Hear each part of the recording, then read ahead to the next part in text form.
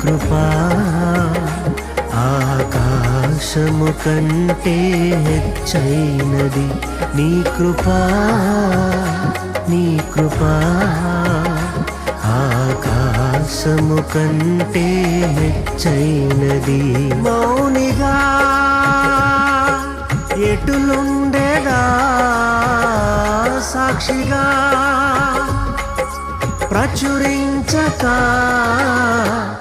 నా తుది శ్వాస వరకు నీ చెంత చేరే వరకు, నా తుది శ్వాస వరకు నీ చెంత చేరే వరకు